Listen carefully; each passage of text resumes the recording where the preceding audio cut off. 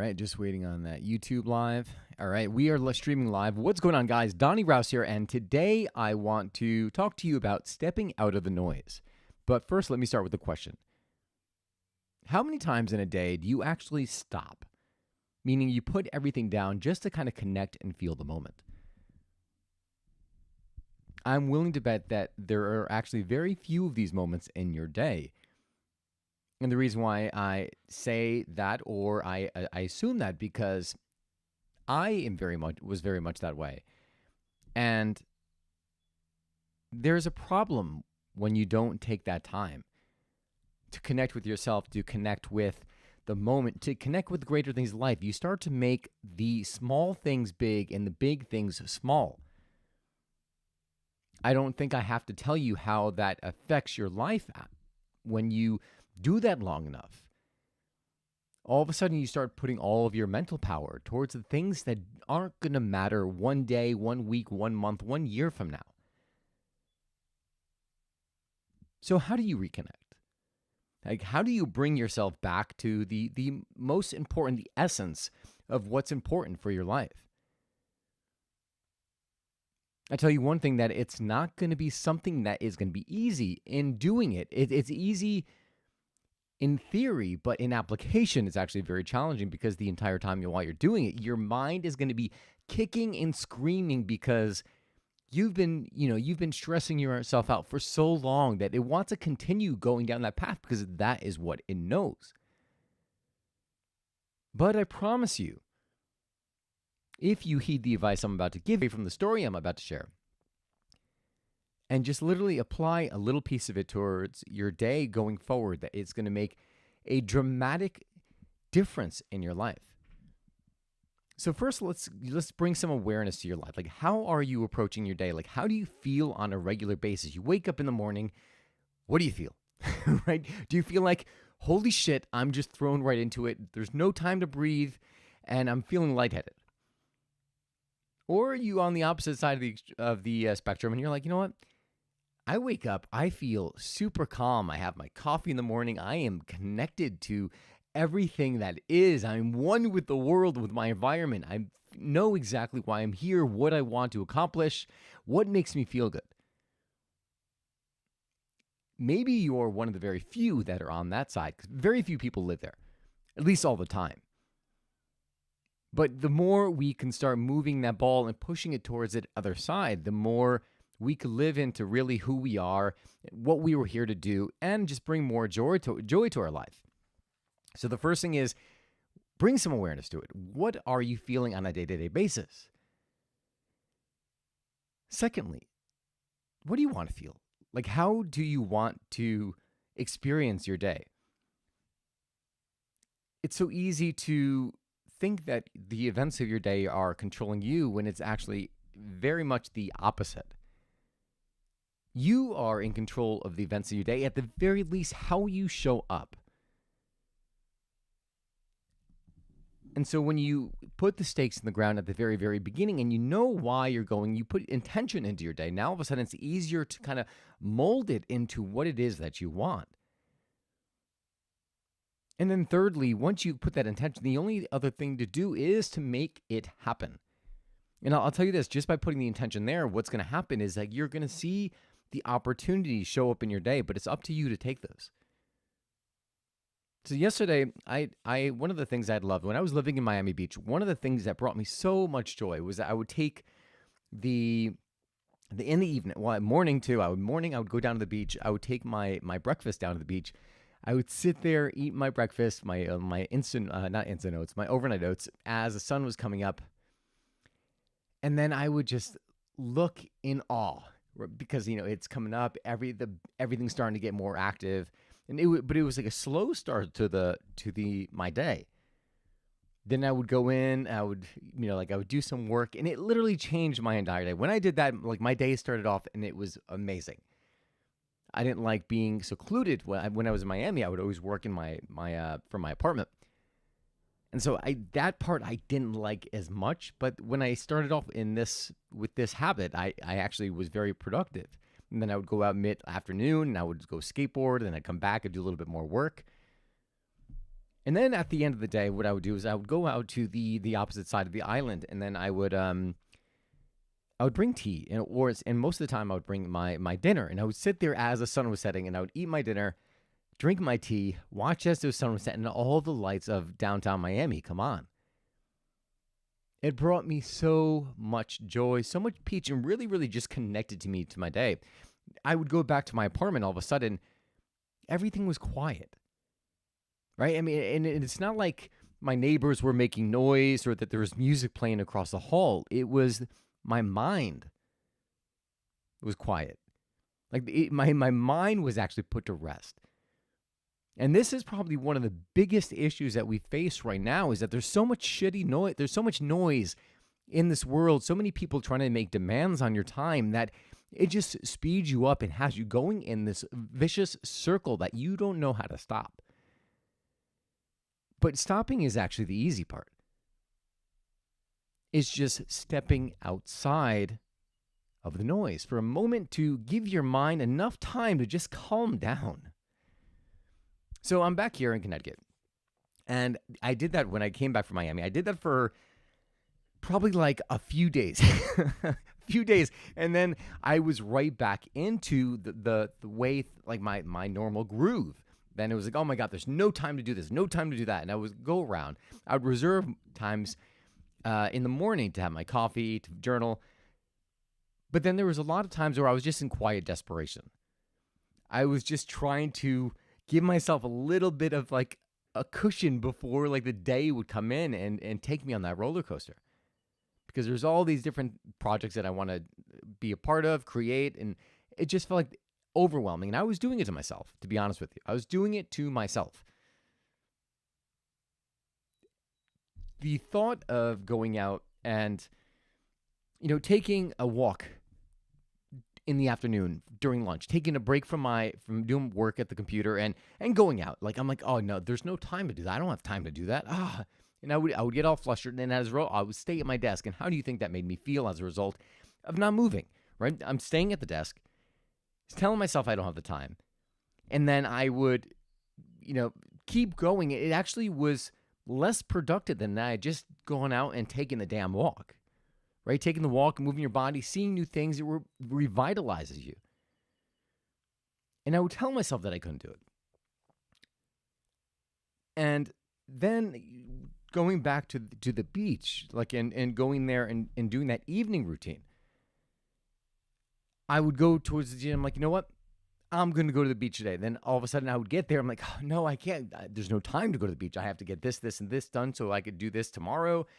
And then I would just keep pulling myself, giving myself all the reasons why I couldn't do the very thing that I wanted and the very thing that would add so much pleasure to my life. I picked up that habit again yesterday. And yesterday I was, you know what? I am going to go to the beach. I'm going to make it a point to go to the beach, and I'm going to have my dinner. I'm going to sling my hammock. I'm going to have my dinner. I'm going to watch the sun go down, and I'm going to read. It was amazing. So it wasn't just easy. I want to share the resistance that I felt in doing that. So this way, when it shows up in your own life, you realize that the resistance is just to keep going.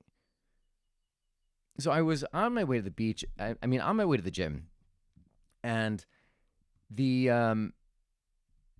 it was about, I think, like maybe 6:00. It was past 6 because I had to do a drop off. I had to do like some shipments, and I was like, man, now I'm not gonna be able to get the gym. I was supposed to do weights, and I'm like, well, weights are gonna take me at least an hour and a half. By the time I get out of the gym, the sun's already gonna be setting, and I'm gonna lose all of that time. As I was going in the gym, I was like, what is it that I really want right now? I was like, right, I promised myself, I made a promise to myself at the beginning of the day when I set my intentions that I was gonna go to that beach. And that I was going to read, I was going to relax, because I know I was really, really put the intention into my day, but also got acquainted with the feeling I was going to feel as a result of going to that beach and experiencing that. So that was already in my mind. So at the gym, I'm like, well, what should I do? I could do my weight routine. I'll have to cut it short, which is fine. I can get a good workout in half an hour or 40 minutes. I could do that. But then I was like, let me just do some cardio. So I jumped on the rower, and I kicked my butt. I mean, this was not the intention of coming out, but it was rough. I realized a little technique in the rowing, how you lead with the hips, meaning when you're pulling the rowing back, the hips lead, and then at the end you lean back and you pull. I couldn't even move afterward, but nevertheless, it was a 20-minute workout. I stretched for a little bit, showered, and then I went down to the gym. I mean, down to the beach. And, as I'm going there, I'm kind of like rushing. I have this fast paced walk as I'm making my way around Cove Island Park, looking for this little secluded trifecta of trees that I sling my hammock in. And I go to this spot, one, because, there's the trees are at the right distance apart, but secondly, because there's nobody in that area. So I get that little bit of seclusion, although there's this tree like right in the center of my vision, like my sight. So it's like I'm looking right at the center of a tree, but it's not bad because I could go in the hammock, I could kick back and forth with my legs, and it gives me a little rocking motion. I like it. So while I'm there, I was kind of rushing like to get there. And then while I was at the beach, and I noticed that everything all of a sudden started to slow down. I started seeing people walking, enjoying their day. I'm looking at the sun setting in one direction and looking at the water in the opposite direction, and everything started to almost become like 4D. Like the colors were more vibrant. Everything was just, I could feel it. And it was because I was taking that moment to stop and to feel the moment. As I was sitting there, I was reading Walden by Henry Thoreau. I'm not sure if I'm pronouncing the name. How do I forget that? It's like such a good book, and I've been wanting to read it for a long time. Thoreau is his last name. That's all we need to know.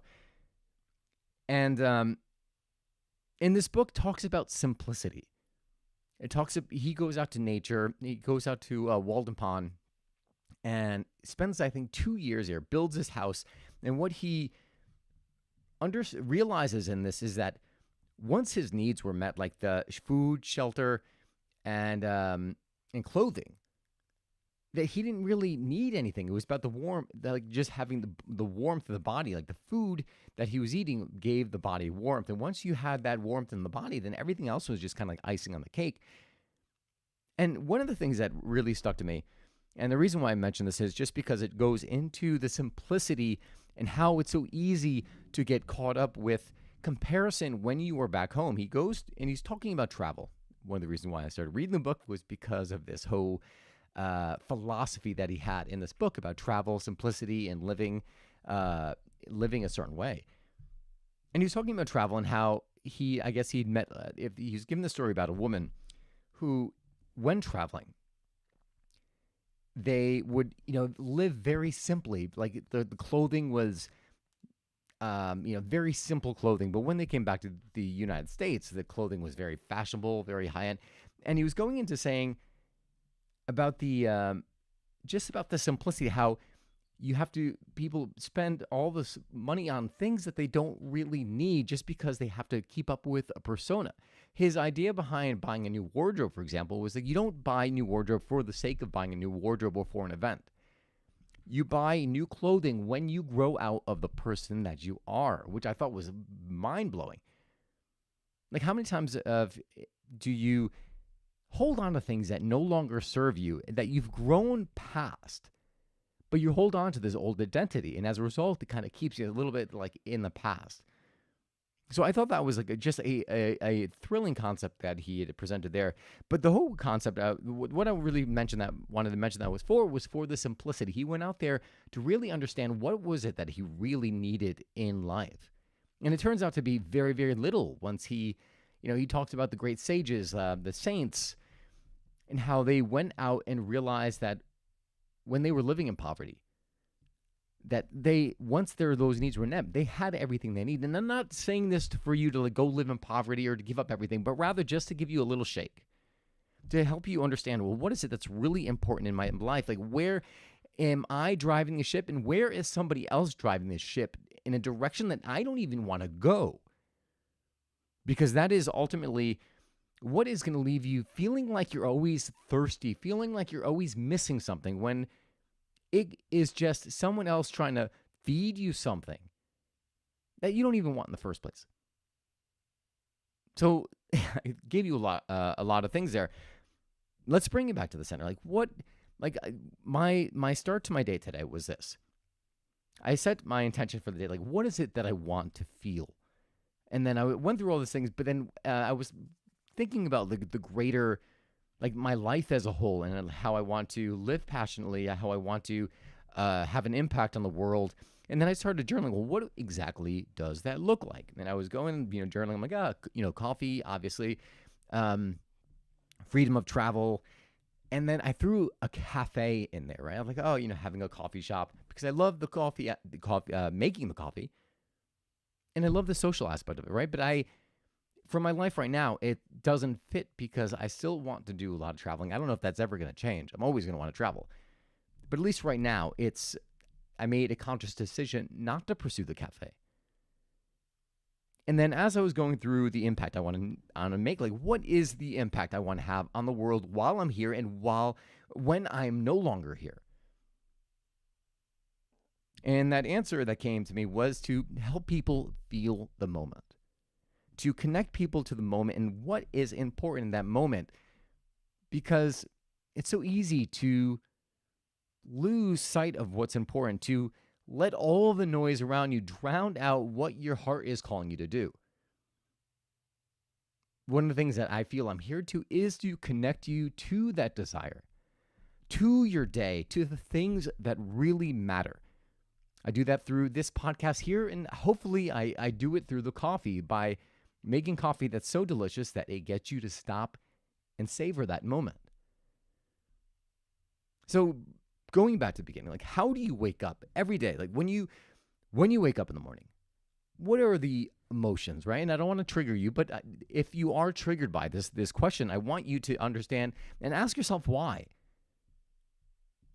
And then next, what is it that you want to do? Like, what could add some joy to your day, some bring you some peace, help you to just stop and appreciate everything that there is. This may require you to step outside of the box that you are in. And I say that with all due respect, like, because we all live in some kind of box, right? There's this balance of familiarity with variety. And when you're too much in one of those, your life kind of feels off. But out of the box, meaning like out of the day-to-day routine, like when I'm here in my room and I'm doing work, oh my God. But sometimes I'm very effective at doing work here because I want quiet. But the other side is, like, once I step outside and I go outdoors, I'm like, oh my God, what is this? I feel like it's almost like I feel like reborn, because I just stepped out of that room. I try to do that the first thing in the morning, is get outside, go for a walk. So this way I have that I get that feeling right in the beginning of my day. And then lastly is just to go do the damn thing you said you want to do. It doesn't have to be for an hour, 2 hours. It could literally be for 15 minutes, half an hour.